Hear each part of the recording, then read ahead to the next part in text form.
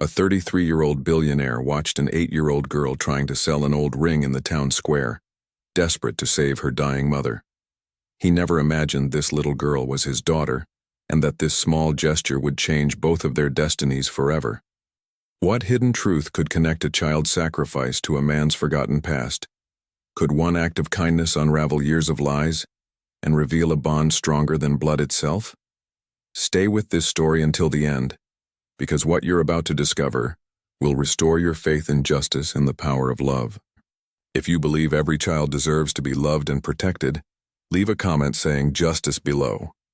The spring afternoon painted Central Square with golden light, casting long shadows across the weathered cobblestones. Bradford Ashford Chen adjusted his navy suit jacket, his polished Italian shoes clicking against the stone as he cut through the square on his way to yet another business meeting. At 33, Bradford had built an empire in sustainable technology that made him one of Manhattan's youngest self-made billionaires. His sharp jawline and intense green eyes had graced the covers of Forbes and Fortune. But success had come at a price. A life measured in quarterly reports and merger agreements, with little room for the spontaneous or the sentimental. He checked his platinum watch, 15 minutes early, unusual for him to have this buffer. His assistant Maria had rescheduled his 3 o'clock, giving him this rare pocket of unstructured time. Bradford slowed his pace, allowing himself to actually observe the world around him for once. Street musicians played violin near the fountain. A dog walker juggled 6 leashes. Tourists snapped selfies by the statue of, "Please, mister. Just $5. Please." The small voice cut through his thoughts like a knife through silk. Bradford's eyes tracked downward to find a little girl, around 8 years old, with tangled dark hair and a face smudged with dirt. She wore a faded purple hoodie 2 sizes too large and jeans with holes in both knees. But it was her eyes that stopped him cold. One brilliant blue, the other warm brown. Heterochromia. He'd only seen it once before, years ago, in someone he'd tried hard to forget. An older woman stood about 20 feet away, watching the child nervously. Probably a neighbor or family friend keeping an eye on her from a distance, giving her space to try to sell the ring but staying close enough to intervene if needed. "Please, sir," the child repeated, her small hand extended. In her palm rested a delicate gold ring with an intricate floral pattern, clearly an antique. "My mama is very sick. The hospital needs money. I'll sell you this ring. It was my grandma's. It's real gold. I promise." Bradford's chest tightened. He'd walked past dozens of panhandlers in his life, had trained himself to look straight ahead, to not engage. But something about this child, those mismatched eyes, the desperate tremor in her voice, the way she clutched that ring like it was both treasure and last hope, made him pause. "Where's your mother now?" he asked, crouching down to her level. The girl's eyes welled with tears. "St. Mary's Hospital. She has pneumonia real bad. They say she needs medicine, but we don't have insurance and..." Her voice cracked. "They might not help her if we can't pay. Mrs. Kim from our building brought me here because I begged her to. I had to try to get money. Please, mister, please." Bradford's mind raced. Every instinct told him this was a scam, some elaborate scheme. Children didn't sell family heirlooms in public squares. But those eyes, God, those eyes. And the ring itself was genuine, he could tell. The craftsmanship was European, probably late 19th century. Worth at least $2,000 to the right collector. "What's your name?" he asked gently. "Violet," she whispered. "Violet Chen." The world tilted. Chen, his surname. But that was impossible. He had no children. He'd been careful, always careful. His marriage to Patricia 4 years ago had been strategic, 2 powerful families joining forces. They'd agreed. No children. Patricia had her charity galas and art collections. Bradford had his companies and investment portfolios. They lived separate lives under the same roof, a penthouse arrangement more business partnership than marriage. "Where's your father, Violet?" The girl looked down at her worn sneakers. "Mama says he doesn't know about me. She says he's important and busy and wouldn't want a kid like me anyway." Bradford's heart hammered against his ribs. The timeline flickered through his mind. 8 years ago, he'd been 25, just starting his first company. There had been someone, Yuki Chen, a brilliant software engineer he'd hired. They'd worked late nights, shared takeout containers, and dreams about changing the world. She'd had eyes that sparkled when she laughed, a mind as sharp as his own. They'd fallen into a brief, intense affair that summer. Then she'd vanished. Quit via email, moved across the country according to HR, never returned his calls. He'd been hurt, confused, angry. And then he'd buried himself in work, in building his empire, in eventually agreeing to marry Patricia Manchester to secure a crucial business alliance. He'd convinced himself Yuki had been a youthful mistake, a distraction he couldn't afford. But if Yuki had been pregnant, "I'll buy the ring," Bradford heard himself say. "I'll give you $5,000 for it." Violet's eyes went wide. 5,000? On one condition. Bradford pulled out his phone. "You let me pay the hospital directly, and you tell me exactly where your mother is. I want to make sure this money goes where it's supposed to go." The little girl nodded frantically, tears streaming down her dirty cheeks. "Room 304, St. Mary's on Lexington. Her name is Yuki Chen. Oh, thank you, mister. Thank you, thank you." Bradford's hands trembled as he dialed his assistant. "Maria, I need you to call St. Mary's Hospital immediately. Patient Yuki Chen, room 304. Pay whatever medical bills she has in full. Use my personal account, and send my car to Central Square. Now." He ended the call and looked at the little girl, at Violet, who might be his daughter. Really looked at her. The shape of her face, the determined set of her small jaw, even the way she stood with her weight on one hip, all echoes of his own mannerisms. "The car will take you and your friend back to the hospital," he said softly, nodding toward the woman waiting nearby. "Your mother's bills are paid.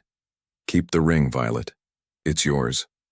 "But sir, you paid so much." "Keep it," he insisted, closing her small fingers around the antique gold band. Family heirlooms should stay in the family. Violet threw her thin arms around his waist, her small frame shaking with sobs of relief. Bradford awkwardly patted her back, his mind reeling. In the space of 10 minutes, his entire reality had shifted. He might be a father. That little girl with mismatched eyes might be his child, his flesh and blood, and he'd known nothing about her existence. His black Mercedes pulled up to the curb. Bradford helped Violet and the older woman into the back seat, instructing his driver Thomas to take them directly to St. Mary's. As the car pulled away, Violet pressed her tear-stained face to the window, waving at him with the ring still clutched in her other hand. Bradford stood frozen in the square, watching the vehicle disappear into Manhattan traffic. His phone buzzed with messages. The meeting he'd missed, urgent business decisions pending, Patricia wanting to know if he'd be home for the charity dinner that evening. He ignored them all. Instead, he walked to a nearby bench and sat down heavily, his mind spinning through possibilities and implications. If Violet was his daughter, why had Yuki never told him? Why let the child grow up in poverty when he had more money than he could spend in 10 lifetimes? And what would this mean for his marriage, his carefully constructed life? His phone buzzed again. This time it was Maria. "Hospital confirms patient Yuki Chen, room 304. All bills cleared. They're moving her to a private room and starting aggressive treatment." The little girl arrived safely. Bradford typed back, "I need you to run a discreet background check.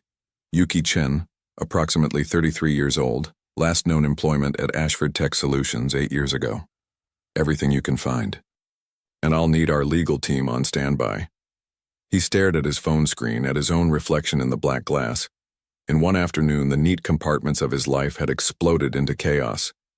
And somewhere in a hospital room across town, a woman he'd once cared for was fighting for her life while their daughter, possibly their daughter, sat by her bedside with a grandmother's ring and $5,000 worth of paid medical bills. Bradford rose from the bench and started walking, not toward his office or his penthouse, but toward St. Mary's Hospital. He had to know the truth. He had to look Yuki in the eyes and ask the question that was burning through his chest like wildfire. Why didn't you tell me I had a daughter? The spring sunshine seemed too bright, too cheerful for the storm of emotions churning inside him. In the distance, he could hear the violin still playing in the square, its melody following him like a ghost as he headed toward a confrontation 8 years in the making. Whatever came next, paternity tests, explanations, the unraveling of his marriage, none of it mattered as much as the image burned into his brain. A little girl with one blue eye and one brown, selling her grandmother's ring to save the only parent she'd ever known. St. Mary's Hospital rose before him like a fortress of white stone and glass, its modern facade at odds with the Gothic revival architecture that surrounded it. Bradford pushed through the revolving doors into the antiseptic brightness of the lobby, his heart pounding harder than it had during any business negotiation. The receptionist looked up with practiced professional courtesy that wavered when she recognized his face from magazine covers. "Mr. Chen Ashford," she stammered, using the hyphenated name the press preferred. "How can we help you today?" "Room 304, he said simply. "I'm here to see Yuki Chen." The receptionist's fingers flew across her keyboard, then she frowned slightly. "I'm sorry, sir, but Ms. Chen has been moved to a private suite on the 7th floor, room 712. The elevators are just... I know where they are." Bradford was already walking, his long strides eating up the polished linoleum. He'd donated enough money to this hospital to have a wing named after his company. He knew every corridor, every turn. The elevator ride felt eternal. Bradford caught his reflection in the mirrored walls. His usually perfectly styled dark hair was slightly disheveled where he'd run his hands through it. His tie sat crooked, and there was something almost frantic in his green eyes. He looked like a man standing on the edge of a cliff, unsure if he was about to fall or fly. The 7th floor was quieter, reserved for private patients. The nurses' station was staffed by a single woman who nodded at him with recognition but didn't try to stop him as he made his way down the hall. Room 7112 sat at the end, its door slightly ajar. Bradford stood outside for a long moment, listening. He could hear the steady beep of monitors, the hiss of oxygen, and then a small voice, achingly familiar despite having heard it only once. "Mama, please wake up. The nice man paid for everything. You can get better now. Please, Mama." He pushed the door open gently. The private suite was spacious with large windows overlooking the city, and the kind of medical equipment that cost more than most people's cars. In the adjustable bed, hooked to IV lines and oxygen, lay Yuki Chen. 8 years had changed her. She'd lost weight, her face was gaunt and pale, her black hair spread across the pillow in limp strands. But it was her, unmistakably. The woman who'd walked out of his life without explanation. Violet sat in a chair pulled up to the bedside, her small hand wrapped around her mother's limp fingers. She looked up when Bradford entered, and her mismatched eyes went wide with surprise. "Mister, you came." "I wanted to make sure you both were okay," Bradford said softly, stepping into the room. His eyes couldn't leave Yuki's face, searching for the vibrant woman he'd known in this fragile patient fighting for breath. "The doctors say Mama's stable now," Violet reported with the seriousness of a much older child. "They gave her medicine through the tubes and said if we'd waited any longer." Her voice caught. "Thank you for helping us. Nobody else would." Bradford pulled another chair close and sat down, his eyes still fixed on Yuki. "Violet, I need to ask you something important, and I need you to tell me the truth, okay?" The little girl nodded solemnly. "How long has it been just you and your mother?" "Always," Violet said simply. "It's always been us. Mama works really hard, 2 jobs sometimes, but she makes sure I go to school and have food, and she reads to me every night. But she's been getting more tired lately. For like the last year or 2, she keeps saying she's fine, but I know she's not." Tears welled up again. "She's the best mama in the whole world. Even when she's tired, she always smiles for me." Bradford's throat tightened. "And your father? Has your mother ever talked about him?" Violet's gaze dropped to the floor. "Sometimes when she thinks I'm sleeping, Mama looks at old pictures and cries. She has a box hidden in her closet with photos and stuff. One time I peeked and there was a man in the pictures. He looked kind of like..." She stopped, her eyes widening as she really studied Bradford's face for the first time. "He looked like you, mister. Are you? Are you my daddy?" The question hung in the air like smoke. Bradford opened his mouth, but no words came out. What could he say? That he didn't know? That for 8 years he'd been living his life while this child existed without him? That her mother had kept this secret for reasons he couldn't begin to fathom? "I don't know yet, sweetheart," he finally managed, "but I'm going to find out. And whatever the answer is, I'm going to make sure you and your mother are taken care of. That's a promise." A weak voice from the bed cut through the tension. "Bradford?" Both Bradford and Violet spun toward Yuki. Her eyes had fluttered open, dark brown eyes that Bradford had once dreamed about. They were clouded with medication and confusion, but there was no mistaking the shock that flooded through them when they focused on his face. "It's really you," she whispered, her voice hoarse from the oxygen mask that had just been removed. "I must be hallucinating." "You're not hallucinating," Bradford said, his voice rougher than he intended. "I met Violet in Central Square. She was trying to sell a ring to pay for your treatment." Yuki's eyes filled with tears, her gaze darting to her daughter. "Violet, baby, you didn't, oh God, you didn't sell Grandma's ring?" "I didn't, Mama." Violet held up the ring triumphantly. "He paid for everything and let me keep the ring." Isn't that amazing? But Yuki wasn't looking at her daughter anymore. She was staring at Bradford with an expression of such complex emotion, fear, guilt, longing, regret, that it made his chest ache. "We need to talk," Bradford said quietly. "Alone.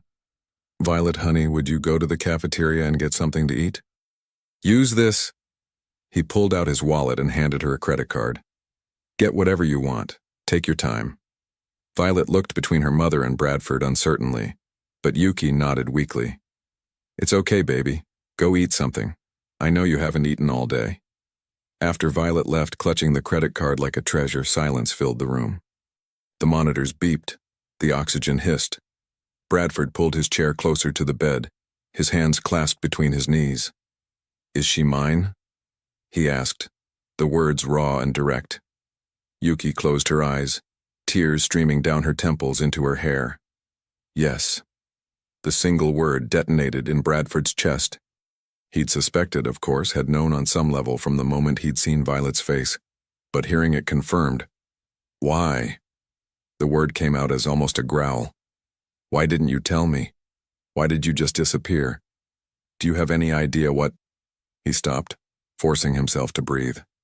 8 years, Yuki. 8 years I had a daughter and didn't know it." "I know," she whispered. "I know, and I'm sorry. I'm so sorry." "Sorry isn't an answer. Explain it to me. Make me understand why you would do this." Yuki opened her eyes, and in them, Bradford saw a pain so deep it was almost physical. "Do you remember that last week we were together? When you introduced me to your parents at that company dinner?" Bradford remembered. His parents, traditional, status-obsessed, already grooming him to marry within their social circle. The dinner had been a disaster. His mother had been coldly polite to Yuki. His father had barely acknowledged her existence. They'd made it clear what they thought of his little dalliance with an employee. "Your mother called me the next day," Yuki continued, her voice shaking. "She offered me $500,000 to disappear from your life. She said I was a distraction, that I would ruin your potential, that someone like me could never fit into your world. And if I didn't leave voluntarily—" She paused, swallowing hard. "She threatened to destroy my career to make sure I'd never work in tech again." Bradford felt ice crystallize in his veins.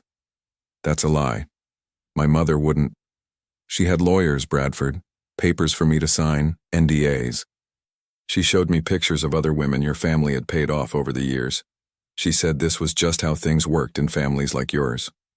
Yuki's tears flowed faster now. "I was 25 and terrified. I just found out I was pregnant, like 2 days after she called me. I had no family, no money saved, no support system. And your mother made it very clear that if I told you about the baby, she would fight me for custody. She said you'd never believe me over her, that she had the resources to prove me unfit, to take my child away." Bradford stood abruptly, nearly knocking over his chair. He paced to the window, his fists clenched. He wanted to call his mother a liar, to deny everything. But deep in his gut, he knew it rang true. His mother was capable of such manipulation. She'd orchestrated his marriage to Patricia, had pushed aside anyone she deemed unsuitable for the Chen Ashford legacy. "You should have told me anyway," he said, but his voice had lost its anger. Now it just sounded broken. You should have trusted me. With what? Your mother was right about some things. Look at your life now, Bradford. Your empire, your marriage to Patricia Manchester, your place in society. Would you have any of that if you'd been tied down at 25 with a baby and a poor girlfriend? Yuki's voice cracked. I told myself I was setting you free to become who you were meant to be. That wasn't your choice to make, Bradford said, turning from the window. She's my daughter. I had a right to know. I had a right to be her father. I know. Yuki was sobbing now, her frail body shaking.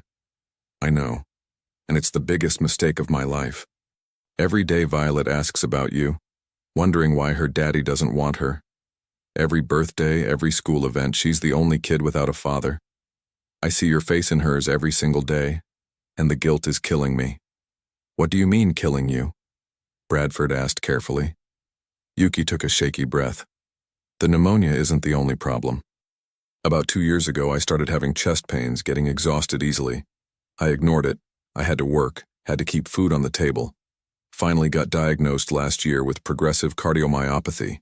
It's genetic. My mother died of the same thing when I was young.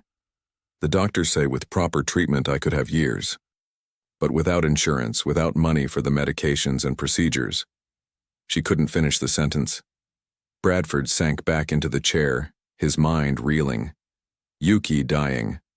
Violet orphaned. His daughter abandoned to foster care or worse. The scope of the disaster was overwhelming. I won't let that happen, he said firmly. You'll get the best treatment money can buy. And Violet, he had to force the words out. I want to be her father. I don't know how. I don't know what that looks like with my marriage and my life. But she's my daughter, and I want to know her. Your wife, Yuki said weakly. Patricia. Does she know you came here? Bradford thought of Patricia, probably preparing for the charity gala at that moment, wearing one of her designer gowns and her flawless public smile. Their marriage was a beautiful lie, a business arrangement wrapped in ceremony. They had separate bedrooms, separate lives. She had her causes and her lovers. He knew about at least 2, including that art dealer from Venice. He had his work and his loneliness. She'll know soon enough, he said. Everything's about to change. The charity gala glittered with Manhattan's elite, women in gowns worth more than cars, men in tuxedos discussing deals that would reshape economies. Bradford stood in the corner of the ballroom, whiskey in hand, feeling like an actor who'd forgotten his lines. The crystal chandeliers above cast dancing shadows across the crowd, and a string quartet played something classical and forgettable. Patricia Manchester Chen Ashford held court at the center of the room, radiant in burgundy Valentino, her blonde hair swept up in an elegant chignon. She was laughing at something Mayor Hendricks had said, touching his arm with practiced grace. She hadn't even noticed Bradford's late arrival, hadn't asked where he'd been for the past 6 hours. Their marriage was so hollow that his absence barely registered. But Bradford couldn't stop thinking about room 712 at St. Mary's, about Yuki sleeping fitfully under hospital lights, about Violet curled up in a chair beside her mother's bed, refusing to leave despite Bradford's offer of a hotel suite, about the DNA test he'd arranged for tomorrow morning, though he already knew the truth in his bones. He had a daughter, an 8-year-old girl with mismatched eyes and holes in her jeans, who'd tried to sell her grandmother's ring to save her mother's life, while he'd been closing deals and attending galas. Bradford, darling, there you are. Patricia glided over, all practiced smiles and cold eyes. Up close, Bradford could see the fine lines her makeup couldn't quite hide, the brittleness in her perfect smile. The Thompsons are asking about the Dubai project, she said in a low voice, her smile never faltering. You need to work the room. That's why we came. I need to talk to you, Bradford said. Privately. Something flickered in Patricia's eyes. Annoyance, maybe concern. Now? We have 3 major donors here who... Now. The steel in his voice must have registered because Patricia's smile tightened. Very well. The garden terrace. 5 minutes. Don't make a scene. She swept away to make excuses to their guests. and Bradford slipped out through the French doors onto the terrace. The June evening was warm, the city lights twinkling below like fallen stars. He loosened his bow tie, suddenly feeling like he couldn't breathe in his tuxedo. Patricia joined him exactly 5 minutes later, closing the doors behind her and immediately dropping her public persona. "What is so important that you're making us look disengaged at our own charity event?" "I have a daughter." The words hung in the night air. Patricia's face went absolutely still, a porcelain mask cracking at the edges. "Excuse me?" "Her name is Violet. She's 8 years old. Her mother is Yuki Chen. Do you remember her? She worked for my first company. We were together briefly before I met you." Patricia's laugh was sharp and humorless. "This is a joke, right? Some kind of test? Because Bradford, darling, we had an agreement, no children ever.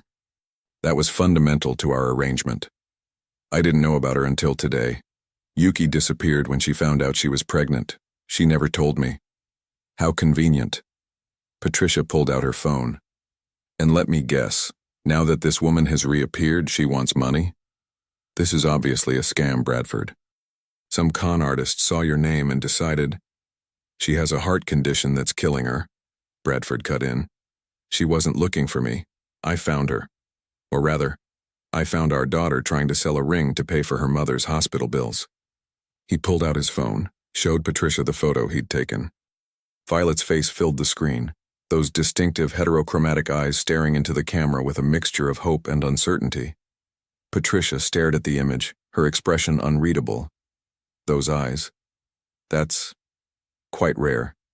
It's genetic. From my grandmother's side, you've seen the old family photos. So you're saying you believe this child is actually yours? I'm having a DNA test done tomorrow, but yes, I know she's mine. I can feel it. Bradford pocketed his phone.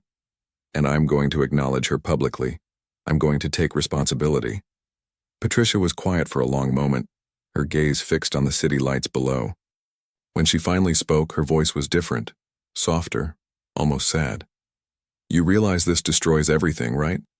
Our agreement, our public image, our family's alliance. Your mother will be apoplectic. My mother can—" Bradford caught himself. "This isn't about her or you or our arrangement. Or our— This is about a little girl who's been living in poverty while I lived in a penthouse, who's about to lose her mother and has no one else. She has you now, apparently." Patricia turned to face him, and there was something almost like respect in her eyes.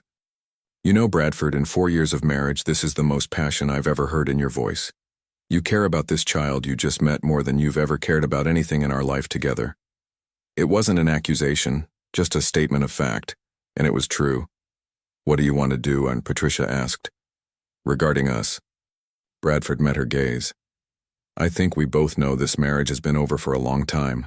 We've been business partners, not spouses. Maybe it's time to make that official. Divorce." Patricia tested the word. "Yes, I suppose it is time." She paused, something vulnerable flickering across her face. "Honestly, Bradford, I've been seeing someone. Antonio from the Milan Gallery. It started as just an escape from this hollow arrangement. But it's become real. He wants me to move to Italy with him, open a gallery together. I've been too afraid to leave, to disappoint my family, to break our contract. But if you're ready to end this..." Bradford understood then. Patricia wasn't just accepting the divorce, she wanted it. She needed it to pursue her own happiness. "We'll handle it carefully," he said. "The media, the shareholders, both our families. We'll make it as painless as possible. You'll get everything you're entitled to, more if it means you can start fresh with Antonio." Patricia's eyes actually glistened. "Thank you, truly."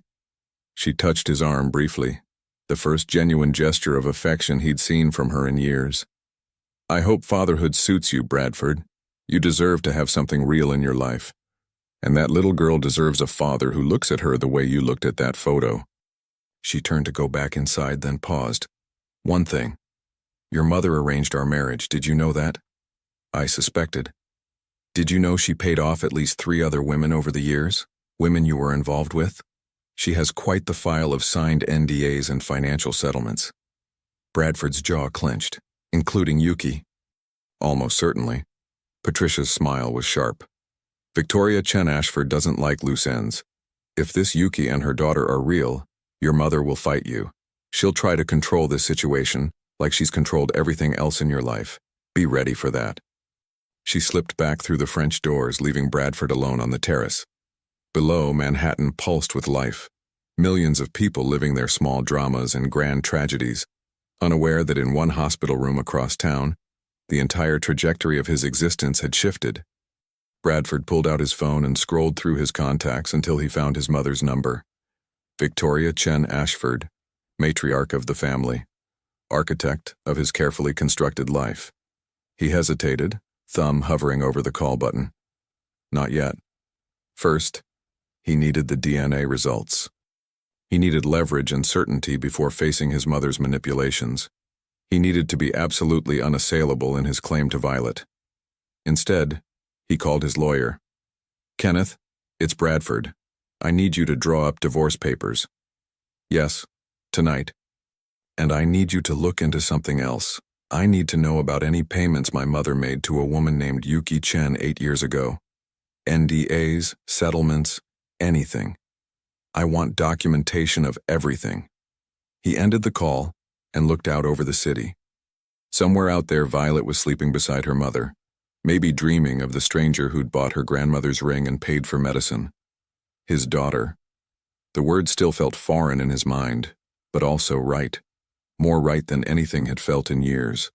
Tomorrow, the DNA test. Tomorrow, the results that would change everything. Tomorrow, he would start trying to undo 8 years of absence and make up for all the birthdays and bedtime stories he'd missed. But tonight, standing on this terrace in his tuxedo while Patricia made excuses for his early departure to their glittering guests, Bradford made a promise to the night sky and the city and himself. He would be the father Violet deserved, no matter what it cost him in money or status or family relationships. No matter what his mother tried to do to stop him. That little girl with one blue eye and one brown had survived 8 years without him. The least he could do was make sure she never had to survive alone again. Bradford straightened his bow tie, took a deep breath, and walked back into the ballroom. He had about 100 hands to shake, a dozen conversations to endure, a public face to maintain for a few more hours. But his mind was already at St. Mary's Hospital, already planning for the morning, already trying to figure out how to tell an 8-year-old girl that yes, he was her father, and yes, he wanted to be part of her life, even though he'd been absent for all of it. The string quartet played on. The champagne flowed. The rich and powerful laughed and schemed. And Bradford Chen Ashford stood among them, feeling more alone and more purposeful than he'd ever felt in his 33 years. Everything was about to change. He was ready for it. Almost. 3 blocks away, in room 712, Violet stirred in her chair. She opened one blue eye, then one brown, and looked at her mother sleeping peacefully for the first time in weeks. The nice man, the one who looked like the pictures in Mama's secret box, had promised to come back. And Violet, who'd learned early not to trust promises from grown-ups, found herself believing him. She clutched her grandmother's ring tighter and let herself imagine something she'd never dared to before. What it might be like to have a father. A real one. One who stayed. The DNA test results arrived via encrypted email at 7:43 a.m., 3 days after Bradford had met Violet in Central Square. He sat in his home office, a minimalist space of glass and steel in the penthouse he'd soon be leaving, and stared at the screen. His hand trembled slightly as he clicked open the attachment. Probability of paternity, 99.9997%. The scientific certainty of those numbers hit him like a physical force. He'd known, of course, had felt it in his bones from the moment he'd seen Violet's face. But having it confirmed, documented, irrefutable, that was different. That made it real in a way that changed everything. Bradford saved the document, forwarded it to his lawyer, then sat back in his chair. Through the floor-to-ceiling windows, Manhattan stretched out below him in the early morning light. He'd built an empire in this city, had conquered markets and boards of directors, had made himself into exactly what his parents had wanted. A success by every measure that mattered to them. And yet the most important thing he'd ever created, Violet, had happened without his knowledge. had grown up in poverty while he'd lived in luxury, had learned to survive without him. His phone buzzed. Kenneth, his lawyer. Results received. We need to meet today. Your mother's office contacted me an hour ago. She knows. Of course she did. Victoria Chen Ashford had informants everywhere, probably including at the DNA testing lab. Bradford had anticipated this. What he hadn't anticipated was how ready he felt for the confrontation. He texted back, "Set up a meeting at my office, 2 p.m., and make sure the divorce papers are ready for Patricia's signature." Then he dialed the hospital. The nurse who answered knew his voice by now. He'd called 3 times a day for the past 72 hours. "Room 712, please." "One moment, Mr. Chen Ashford." Yuki's voice came on the line, stronger than it had been 3 days ago. The aggressive treatment was working. "Bradford?" The results came back. 97%. "She's mine, Yuki." Silence on the other end, then a soft sob. "I'm sorry, I'm so sorry for everything." "We've been through that," Bradford said, gentler than he felt. "Right now, I need to know. Have you told Violet about me being her father?" "Not yet. I wanted to wait until we knew for sure and until you decided—" Yuki's voice caught. "Until you decided if you wanted to be part of her life. I want to tell her. Today. Together. Is she there?" "She's at school. I finally convinced her to go back yesterday." "Bradford, she's been asking about you constantly. The nice man from the square. She doesn't understand why you've only visited once." Bradford winced. He'd stayed away deliberately, needing space to process everything, to get his affairs in order before upending Violet's world. But to a 7-year-old, it must have seemed like yet another abandonment. "I'll be there this afternoon, 3 o'clock, when she gets back from school. We'll tell her together." He paused.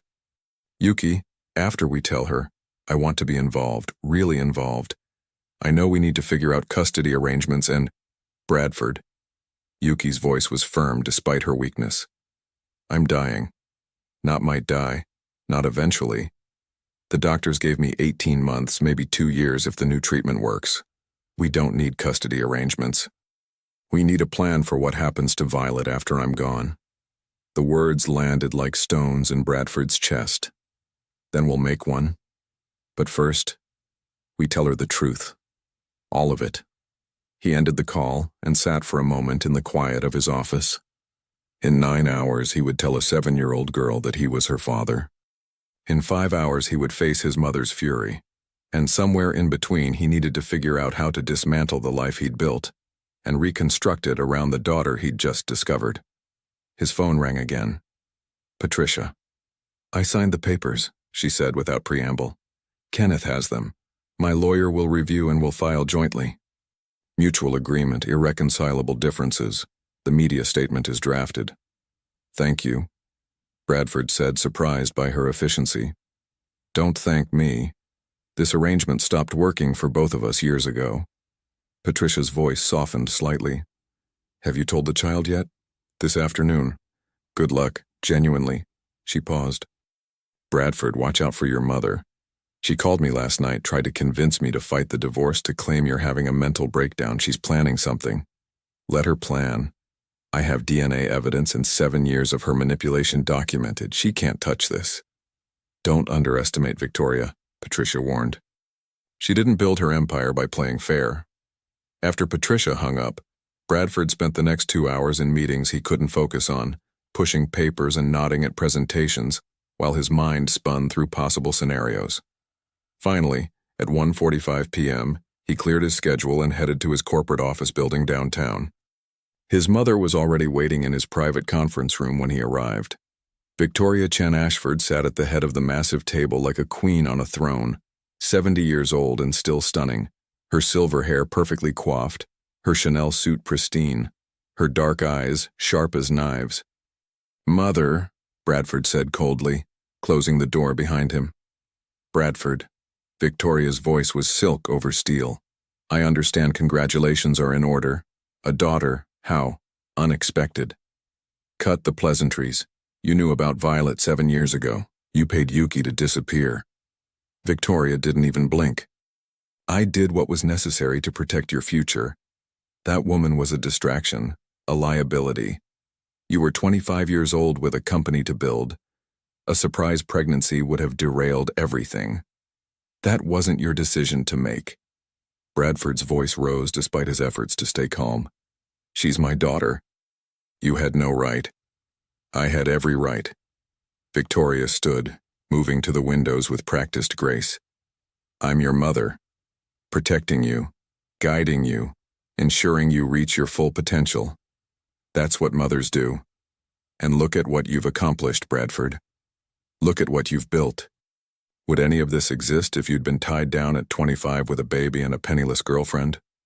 Maybe not, Bradford admitted. But I would have had 7 years with my daughter. 7 years of watching her grow, of being her father. You stole that from both of us. Victoria turned, and for the first time Bradford saw something like genuine emotion in her eyes. I gave you the world, Bradford. Everything you have, everything you are. That's because of the choices I made for you. This company, your wealth, your position. None of it would exist without my guidance. And what did it cost? Bradford moved closer to his mother, his voice dropping to something dangerous. A loveless marriage to Patricia? A life measured in profit margins and stock prices? The chance to know my own child? That's too high a price, Mother. Way too high. You're being emotional, Victoria said dismissively. Give yourself time to think rationally. This girl, Violet, she's been raised in poverty by a woman who couldn't even afford health care. What kind of influence is that? But we can fix this. We'll set up a trust fund, ensure she has the best education, proper guardians. I'm her proper guardian, Bradford interrupted. I'm her father. You're a single man about to go through a very public divorce with $1 billion company to run. You can't possibly think you can raise a 7-year-old child. Victoria's voice took on a patronizing tone. Be reasonable, Bradford. Let me handle this. I'll make sure the girl is taken care of, properly placed with a good family. Over my dead body. Bradford's voice was ice. Violet is my daughter, and she's coming to live with me. And if you try to interfere, if you so much as call her or Yuki, or attempt any of your manipulation tactics, I will burn every bridge between us. I will cut you out of my life completely. Do you understand? Victoria's composure finally cracked. You would choose some random child over your own mother, over everything I've built for you? She's not some random child, she's my daughter. And yes, without hesitation, I choose her. Bradford pulled out his phone, showed his mother the picture of Violet. Look at her. Really look at her. She has grandmother's eyes, your mother's heterochromia. She has our family's face, our stubbornness, our intelligence. She's a Chen, Mother. She's family, and I've already missed 7 years of her life because of your interference. I won't miss another day. Victoria stared at the photo and something flickered across her face. Recognition, perhaps, or regret. But it was gone as quickly as it appeared, replaced by cold calculation. You're making a mistake, she said flatly. This will damage your reputation, hurt the company stock, cause endless complications. And that woman, Yuki, she'll use the child to manipulate you, to extract money. Yuki is dying, Bradford said quietly. Heart disease. She has maybe 2 years, and she never asked me for a single dollar, Mother. She was selling her mother's ring to pay for medicine. The only person who's ever used money to manipulate situations in this family is you. Victoria flinched as if slapped. For a long moment she just stood there, her perfect facade cracking around the edges. Then she straightened her shoulders, collected her purse, and walked toward the door. When this blows up in your face, she said without turning around, don't come to me for help fixing it. I won't need your help anymore, Bradford replied. I'm done letting you run my life. His mother left without another word, the door closing with a definitive click. Bradford sank into a chair, suddenly exhausted. The confrontation he'd been dreading for days was over, and he'd won, if you could call permanently damaging your relationship with your mother winning. But when he looked at Violet's picture on his phone, at those mismatched eyes and hopeful smile, he knew he'd made the right choice. Some things were worth any price. Kenneth poked his head in. That sounded intense. You okay? I'm fine. Is everything ready? The living arrangements, the legal paperwork, all of it? Ready and waiting. The penthouse is yours alone now. Patricia's moving out this week. I've got temporary custody papers drafted pending Yuki's formal consent. And I've compiled everything on your mother's past payments and NDAs. If she tries anything, we have ammunition. Bradford nodded. Good. Because he checked his watch. 45 minutes, I'm going to tell my daughter that I'm her father. And after that, nothing else matters. St. Mary's Hospital Room 712 felt different at 3 o'clock in the afternoon. Sunlight streamed through the windows, making the medical equipment seem less ominous. Yuki sat propped up in bed, her color better than it had been days ago, though she still looked fragile. Bradford stood by the window, his heart hammering as he watched the hallway for Violet's arrival. Yuki's sister Hannah, a woman Bradford had met only yesterday who'd flown in from Oregon to help, had picked Violet up from school. They'd told the little girl only that someone wanted to see her at the hospital. Bradford had no idea how Violet would react to the news. Would she be happy? Angry at his 7-year absence? Confused? She's going to have questions, Yuki said softly, as if reading his mind. About where you've been, why you didn't come sooner.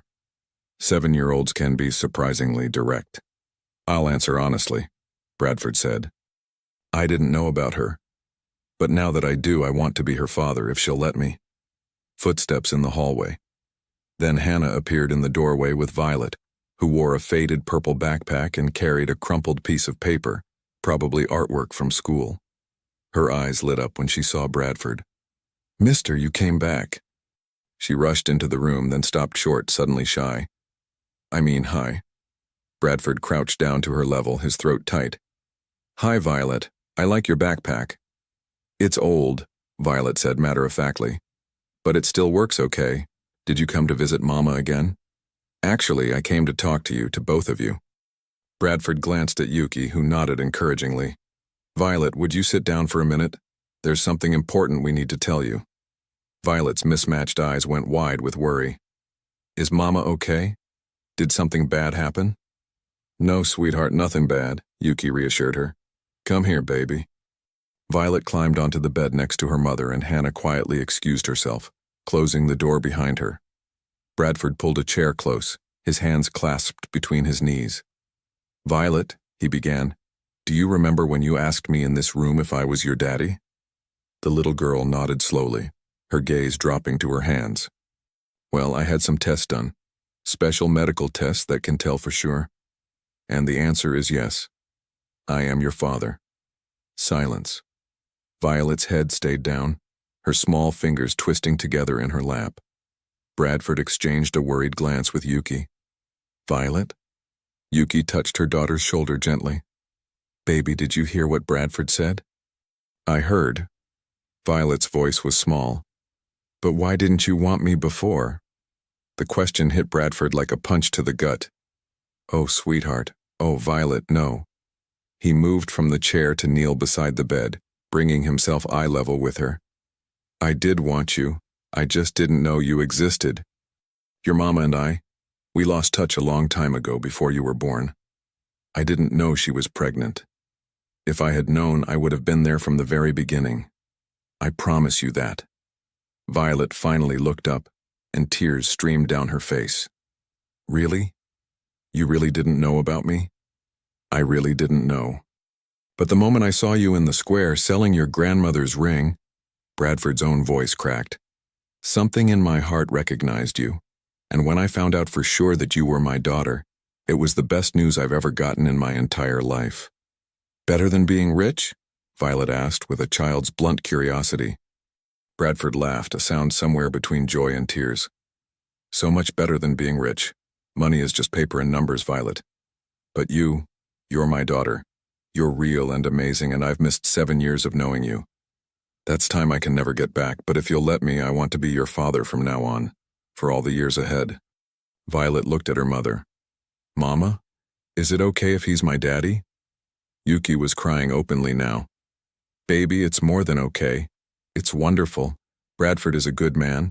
He'll take care of you. Her voice broke. He'll take care of you when I can't anymore. Don't say that. Violet's small face crumpled. You're getting better. The medicine is working. I am getting better, Yuki agreed, smoothing her daughter's hair. But baby, we've talked about this. My heart is sick in a way that medicine can't completely fix, and I need to know that you'll be okay, that you'll have someone who loves you after. She couldn't finish. Violet buried her face in her mother's shoulder, her small body shaking with sobs. Bradford felt completely helpless, watching his daughter's heart break. This was the reality he'd have to face. Yuki was dying, and Violet knew it, and no amount of money or privilege could change that fact. He stood up and sat on the edge of the bed, gently placing a hand on Violet's back. Hey, sweetheart, look at me. Violet turned her tear-stained face toward him, and Bradford saw such raw pain in those mismatched eyes that it took everything in him not to break down himself. Your mama is the bravest, strongest person I've ever known, he said quietly. She raised you all by herself, worked multiple jobs to take care of you, made sure you had everything you needed. She's a superhero, Violet, and superheroes sometimes have to face really hard things. But here's what I promise you, no matter what happens, you will never be alone. I'm your father and I will always be here for you. Always. Do you understand? But I don't really know you, Violet whispered. How do I know you won't leave like... She stopped, but the unspoken words hung in the air. Like I thought you did before. Bradford took a deep breath. You're absolutely right. You don't know me yet, and I don't really know you yet either. So here's what I propose. We get to know each other, starting right now. Tell me about yourself, Violet. What's your favorite color? Violet sniffled, wiping her nose on her sleeve. Purple, like my backpack. Purple. Good choice. What's your favorite food? Grilled cheese sandwiches and tomato soup for dipping. Classic combination. What do you want to be when you grow up? Violet's eyes brightened slightly. A veterinarian. I really like animals, especially dogs. We can't have one because our apartment doesn't allow pets, but someday I want a big dog. Like a golden retriever. Bradford felt his heart expand. I happen to have a penthouse with no pet restrictions, and I've been thinking about getting a dog myself. Maybe we could go to a shelter together sometime and pick one out. Really? Violet sat up straighter, her tears forgotten for a moment. You mean it? I absolutely mean it. In fact, Bradford pulled out his phone and opened the Notes app. Let's make a list. All the things you and I are going to do together. Getting a dog is number 1. What else? Violet's face transformed with excitement. Can we go to the zoo?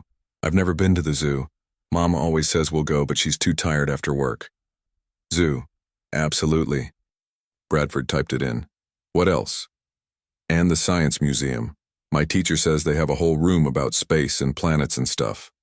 Violet was bouncing slightly now, her earlier heartbreak not forgotten but temporarily overshadowed by possibility. And maybe ice skating? I see it on TV at Christmas and it looks so fun. Zoo, science museum, ice skating, all going on the list. Bradford showed her the phone screen. These are all promises, Violet, and I keep my promises. Yuki watched this exchange with tears rolling silently down her cheeks, but she was smiling. Bradford met her eyes over Violet's head, and in that moment an understanding passed between them. This is how we help her. By filling the time we have left with as much joy as possible. Violet, Yuki said gently, Bradford has something else to ask you. Something important. Bradford set his phone aside. Right. So, Violet, I have a really big apartment, a penthouse actually, with extra bedrooms. And I was wondering, he paused, choosing his words carefully, how would you feel about coming to stay with me sometimes? Like on weekends, or whenever you want? We could decorate one of the bedrooms however you like. Purple walls if that's what you want. Posters of whatever you love, your own space. Violet's eyes went wide. Really? Like a sleepover? Exactly like a sleepover. Except you can come as often as you want.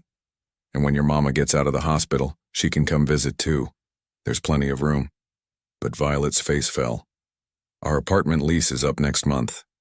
Mama said we might have to move somewhere cheaper because she can't work right now and she looked at Yuki. I wasn't supposed to say that. Yuki closed her eyes. It's okay, baby. Bradford should know. Know what?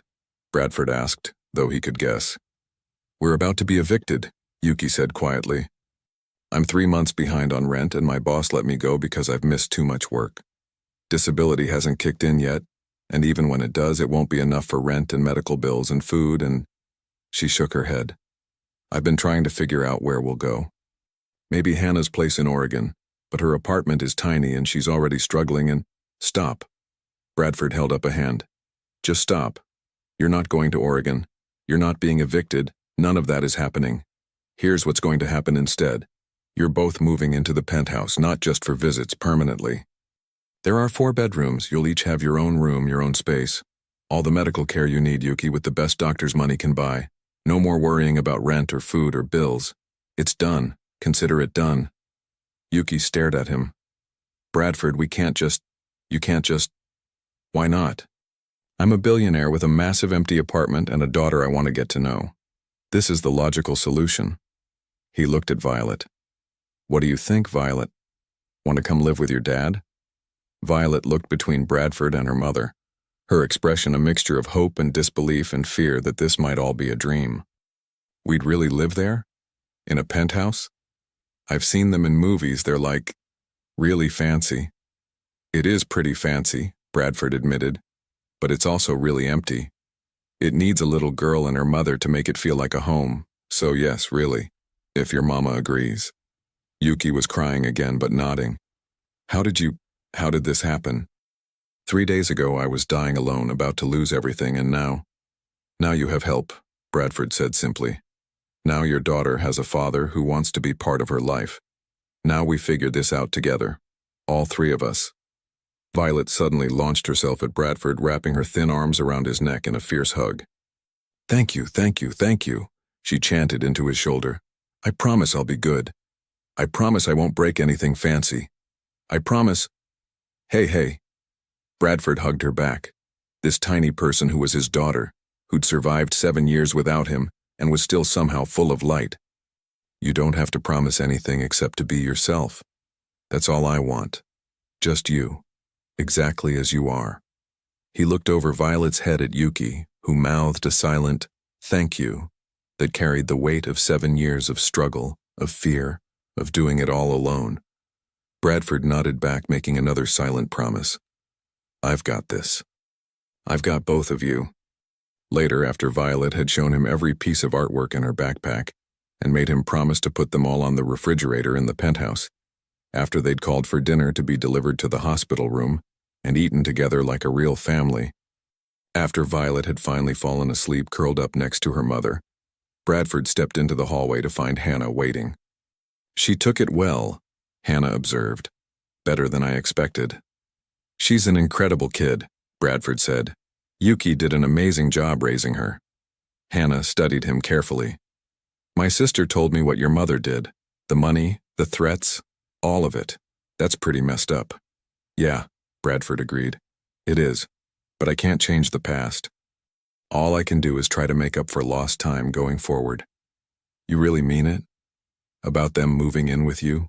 The medical care? All of it? Because Violet's heart can't take another disappointment, Bradford. She's been through enough. I really mean it, all of it. Bradford met Hannah's eyes steadily. I have 7 years to make up for. I'm not going anywhere. Hannah nodded slowly. Okay then. Yuki's going to need a lot of help in the coming months. The treatment is aggressive, and she'll have good days and bad days. Can you handle that? Can you handle taking care of a sick woman and a 7-year-old girl while running a billion-dollar company? I'll figure it out, Bradford said. I'll hire help if I need to. Nurses, nannies, whatever it takes. But yes, I can handle it. I have to handle it. They're my family now. Your family, Hannah repeated, something like approval in her voice. Yeah, I guess they are. Through the door, Bradford could see Violet sleeping peacefully, her small hand clutching her mother's. His daughter. His family. The words still felt new and strange and absolutely right. Tomorrow they'd start making arrangements for the move. Tomorrow, he'd introduce Violet to his world. Carefully, slowly, on her terms. Tomorrow, he'd start being the father he should have been all along. But tonight, he stood in that hospital hallway and let himself feel the full weight of this new responsibility, this unexpected gift, this chance at redemption. He'd been given a daughter. Now he had to figure out how to be worthy of her. It was the most important challenge he'd ever faced, and unlike business deals and market strategies and corporate battles, this one couldn't be won with money or connections or clever tactics. This one could only be won with love. And Bradford, who'd lived 32 years in a family where love was always conditional, always transactional, was about to learn what the unconditional kind felt like. He was terrified. He was exhilarated. He was ready. 6 months later, Bradford stood in the doorway of Violet's bedroom and marveled at how much could change in half a year. The once spare guest room had been transformed into a purple paradise. Lavender walls covered with glow-in-the-dark stars, a bookshelf overflowing with stories, a desk scattered with art supplies, and in the corner, a massive dog bed where Cooper, their golden retriever puppy, currently snored contentedly. "Daddy, are you ready yet?" Violet appeared at his elbow, already wearing her winter coat and mismatched mittens, one purple, one pink, because she'd lost half of each pair and declared the combination more interesting anyway. "Daddy." The word still made Bradford's heart skip a beat every time he heard it. Violet had started using it tentatively about 2 months in, testing it out like a new pair of shoes. Now she said it constantly, casually, as if he'd always been there. "Almost ready," he said, straightening her coat collar. "Did you pack your sketchbook like I asked?" "Yep, and extra pencils in case I want to draw the ice sculptures." She bounced excitedly. "Mama says Rockefeller Center at Christmas is the most beautiful place in the whole world." "Your mama is absolutely right." Bradford glanced toward the master bedroom, where Yuki was finishing getting ready. She'd been living with them for 5 months now, and while the aggressive treatment had bought her time and improved her quality of life, they all knew she was on borrowed time. The doctors now said 3 years, maybe 4 if they were lucky. Each day was precious. "Is Aunt Hannah coming too?" Violet asked, tugging on his hand. "She'll meet us there. She's bringing her new boyfriend to show him the tree." Violet giggled. "Aunt Hannah has a boyfriend, that's so weird." "Why's that weird?" "Because she's old, like 35. Bradford tried not to laugh. 35 isn't old, sweetheart. I'm 32, remember? "Yeah, but you're my daddy. Daddies don't count." Violet said this with such perfect 7-year-old logic that Bradford couldn't argue. Yuki emerged from her room, moving carefully but smiling. She'd put on weight since moving into the penthouse. Her face had color again, and her eyes sparkled with something that had been missing before. Hope. She wore a red wool coat that Bradford had bought her. She'd protested the expense, as she always did, until he'd pointed out that Violet wanted them to coordinate for the family photo. Family photo. Another phrase that still felt miraculous. "Everyone ready?" Yuki asked. "Cooper, you be good while we're gone. No chewing on furniture." The puppy lifted his head, tail thumping, then went back to sleep. He was the laziest golden retriever Bradford had ever met, which Violet found endlessly amusing. The drive to Rockefeller Center was filled with Violet's excited chatter about school. She'd transferred to a private academy where she'd made friends quickly despite starting mid-year.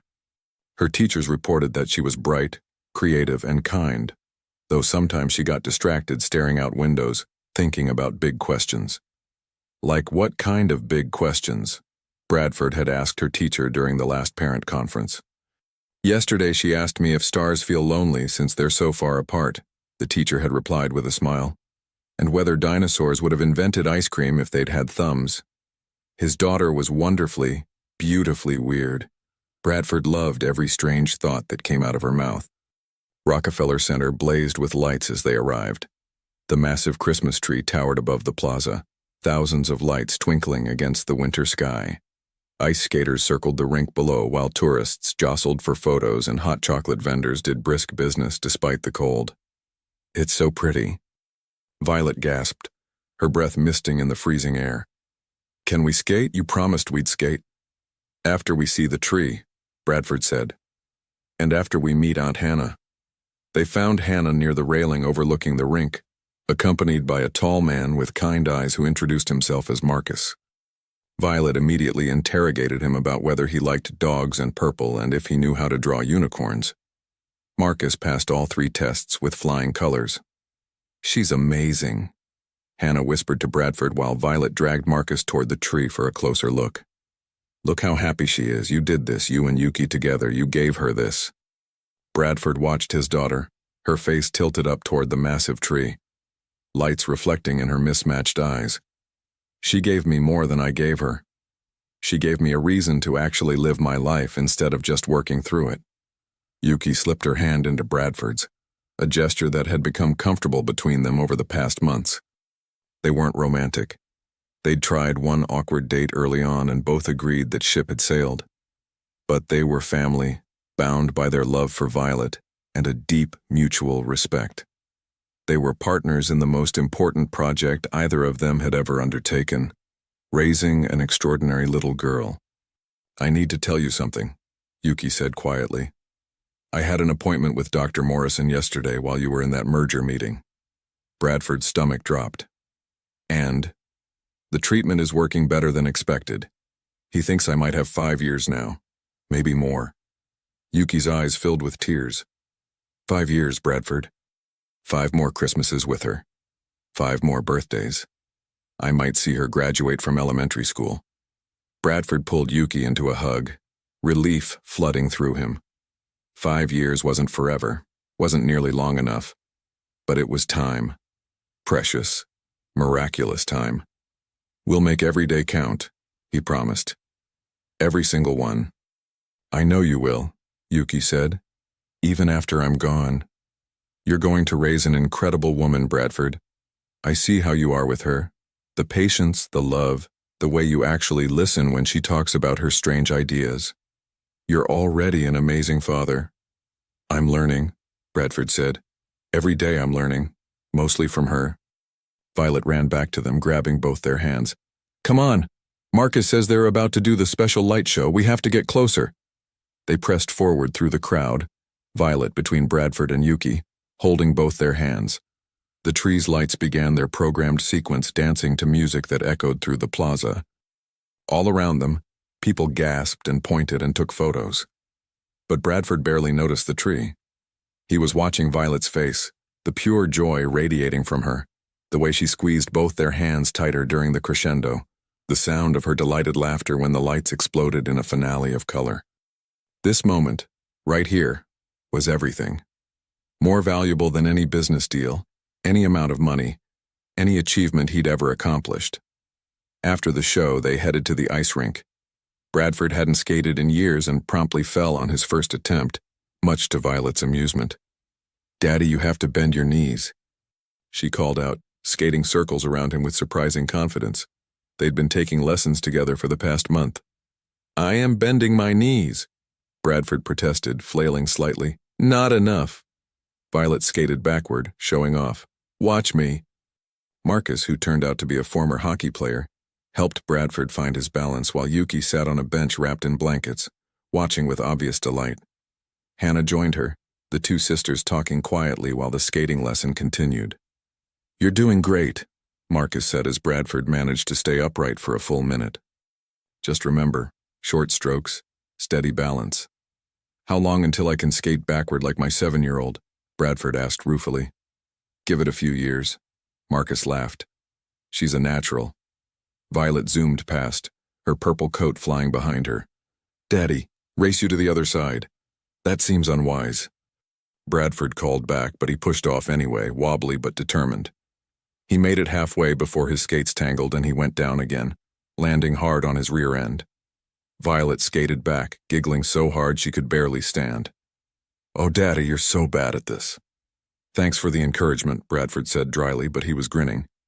He let Violet help pull him up, or rather let her think she was helping while Marcus did the actual work. They skated for another hour, until Violet's cheeks were bright red with cold, and even her boundless energy was flagging. As they returned their skates and headed toward the car, Bradford felt Violet's small hand slip into his. "Daddy?" she said quietly. "Yeah, sweetheart." This is the best day ever. Like in my whole life. Bradford's throat tightened. Yeah? Yeah, because I have you and Mama and Aunt Hannah and Marcus and Cooper at home, and we got to skate and see the pretty tree and everything is just perfect even when you fell on your butt. Especially when I fell on my butt, Bradford agreed. Violet giggled, then grew serious. I know Mama is still sick. I know she's getting better, but she won't be better forever. Dr. Morrison explained it to me. Bradford stopped walking, crouching down to Violet's level right there on the sidewalk. He did? Yeah. Last week, when you were on that phone call, he said Mama's heart is broken in a way that medicine can help but can't fix completely, and that someday it'll stop working. Violet's mismatched eyes were wise beyond her years. But he said it probably won't be for a long time, and that I should just love her as much as I can while she's here. That's very good advice, Bradford said gently. How do you feel about that? Violet considered this seriously. Sad, because I don't want Mama to die, ever. But also, okay? Because I know you'll be here. You promised you'd always be here. And I believe you. The trust in her voice, the absolute certainty that he wouldn't leave her. It was humbling and terrifying and the most important responsibility Bradford had ever been given. I will always be here, he said firmly. No matter what happens, Violet, I'm your father and I love you and you will never ever be alone.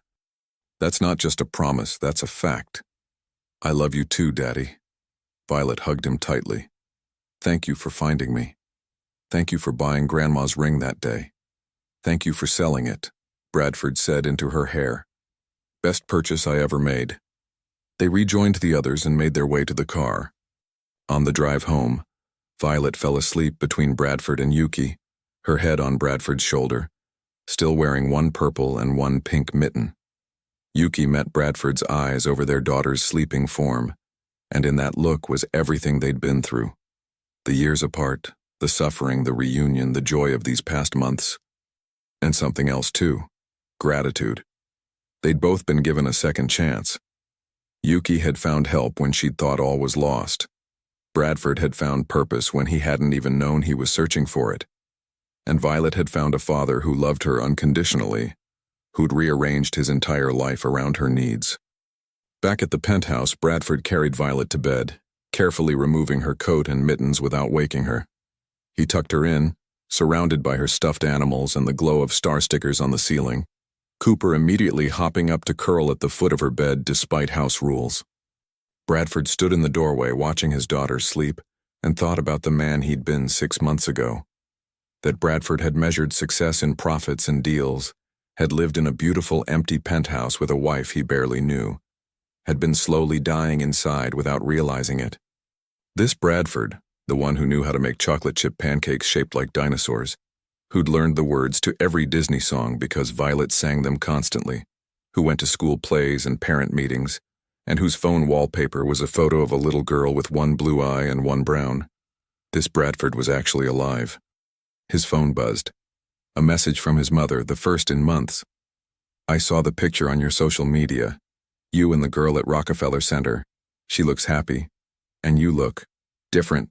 Good different. Bradford stared at the message for a long moment. It wasn't an apology. Victoria Chen Ashford didn't do apologies, but it was acknowledgement. It was a door left slightly ajar. He typed back, her name is Violet, your granddaughter. If you ever want to meet her properly, on her terms, let me know. He hit send before he could overthink it. Maybe his mother would respond, maybe she wouldn't. But he was done letting her presence or absence define his choices. He had something more important to focus on now. Bradford checked on Yuki, sleeping peacefully in her room, and then returned to Violet's doorway. His daughter, his miracle, the little girl who'd been selling a ring in Central Square and had somehow changed his entire life in the process. Good night, Violet, he whispered. I love you more than all the stars in the sky. In her sleep, Violet smiled as if she'd heard him. And maybe she had. Maybe she knew, deep in her 7-year-old heart, that she was loved and safe and would always be taken care of. Bradford quietly closed the door and headed to his own room. Tomorrow would bring new challenges, board meetings and medical appointments, homework help and bedtime stories, the complicated dance of blending a family from broken pieces. But tonight, standing in his penthouse that finally felt like a home, Bradford Chen Ashford knew he was the richest man in the world. Not because of his bank account or his company or his status, but because a little girl with mismatched eyes called him Daddy. And that was worth more than all the money in Manhattan. Outside the window, snow began to fall over the city, soft and gentle, covering everything in white. Inside, a family slept peacefully. A father who'd found his purpose, a mother fighting for every precious day, and a daughter who'd brought them all together with nothing more than an old ring and desperate hope. It wasn't a perfect story. Yuki's illness still loomed. The future was uncertain and there would be hard days ahead. But it was real. It was theirs. And in the end, that was the only thing that mattered. The ring that had started it all, the ring Violet had tried to sell that spring afternoon, now sat in a glass case in the living room, a reminder of where they'd been and how far they'd come. Sometimes Bradford would catch Violet staring at it, and he knew she was thinking about that day too. The day everything changed. "Best $5,000 I ever spent," he'd told her once. "You didn't buy anything, Daddy," Violet had corrected him. "You gave the money away and gave the ring back." "Exactly," Bradford had replied. "I gave it away and got everything that matters in return." And as snow fell on New York City and Christmas lights twinkled across the skyline, a little girl dreamed of purple mittens and golden retrievers, and a father who'd promised to never leave. And a father sat in the darkness, making that same promise over and over in his heart, knowing that some promises were worth every sacrifice. This was his life now. This was his family. This was what it meant to be truly, impossibly wealthy in all the ways that actually counted.